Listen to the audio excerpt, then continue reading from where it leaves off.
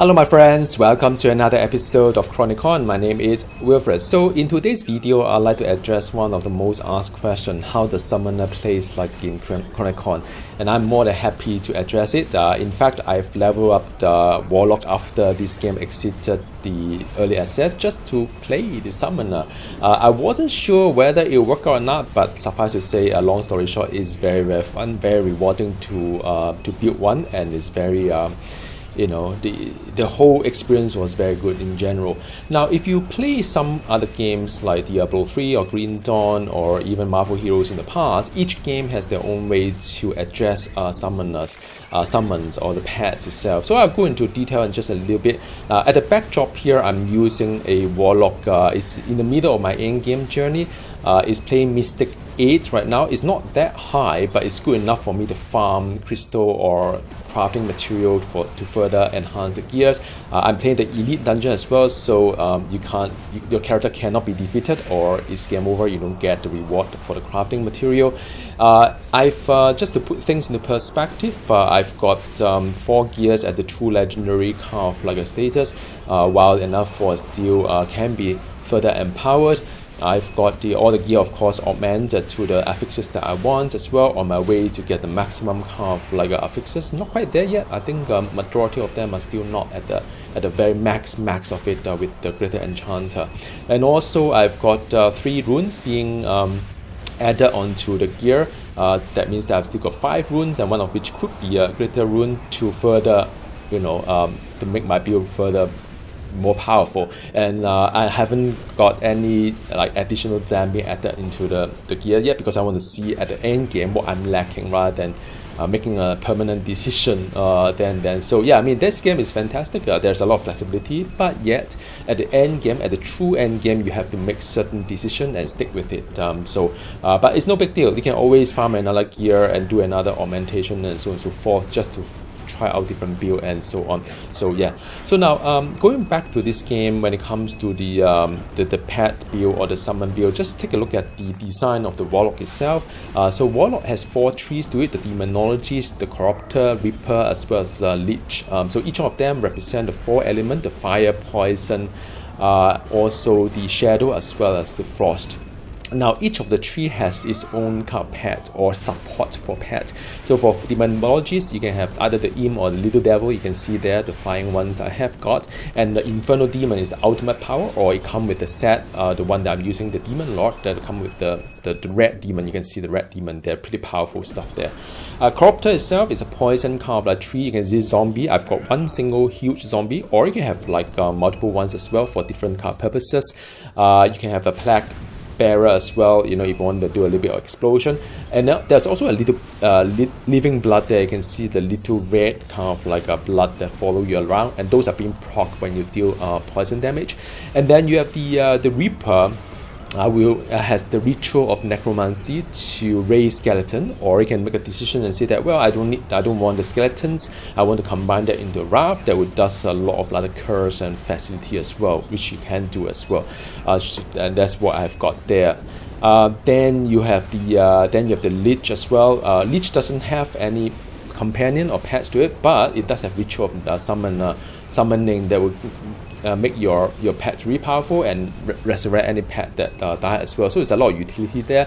And just to one special mention is that you don't have to go for pure summoner build like I do. So I have pawns across all the 4 trees. You could go for like 2 of them and stick 2 or 3 of them, and you can make a different kind of summon. I reckon, if you can play something like that. Just to give you an example here, there are gear that would enable your summon to do like 3 times the damage if the enemies are being bleeding, right? And under the Reaper tree, you can actually have power to bleed kind of like enemy using your bone storm or what have you. So there are many options out there that can make your different kind of summon. So there are different combinations there. You can either play a Warlock that do not have any summoner skill at all, and all purely based on either sorcery and or bane kind of skill and or curse as well. So that's pretty fun. Or you can say that I want to just purely based on the one single tree, which give me a very strong companion, which is a pet, augment with the, completed with all the rest of the other curse or sorcery or bane power that you have as well. Or you can do like a 2 trees combination. That's quite a popular build. It's more or less like Green Dawn. If you play Green Dawn, you can have like 2 tree multi-class together. You can have a demonology multi-class with say corruptor and so on and so forth. Each of the tree has a means to go to another tree to do some special things. Like for example, if you play shadow, right? You can have a shadow power that would cause infection, and infection is a poison tree in the corruptor. Or you can play a fire that you say that my fire skill can trigger the sudden death or what have you. So there's a lot of very interesting mechanism built across the tree to make it more fun, to rewarding, to think about something quite special for your build and for your character. All right. Now, when it comes to building a summoner in this game, is very flexible. It's more or less towards the Diablo 3 kind of path, whereby your stats basically carry on to your pet as well, and it's less like Green Dawn or Marvel Heroes, whereby you have to have your own stats for the pet. So in a sense, if you build your pet to be strong, normally the hero or the character are not strong. That's the case in some of those games. But Chronicon follow more or less like a Diablo kind of like a path, whereby you can have the stat that inherit into your pet. Because why? I mean, the pet, depending on which tree it is, it does fire, poison, and frost, fire, poison, and shadow, which is very much like the you can build your hero that way, character that way, like fire power, and then that automatically inherit into your pet as well. Your creed, everything go into pet as well. But on top of that, if you really want to say, I cannot decide on which element to specialize in, because like for this build here, I can't really put all my damage into fire or frost or shadow or poison, then you can go for things like companion damage, right? So under the pet kind of stat, there are 4 of them: the companion health, companion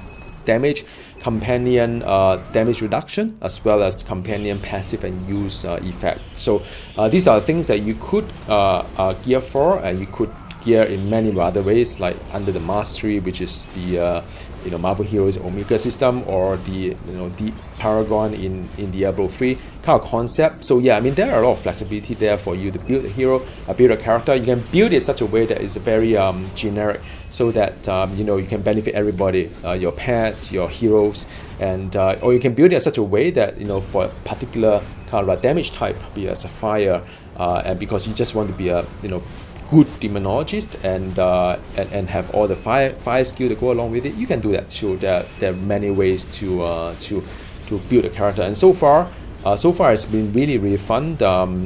I thought long and hard about it. That's just a little bit of confession, because in many games, summoner build usually have a certain constraint to it, and sometimes the constraint may not make it that much fun.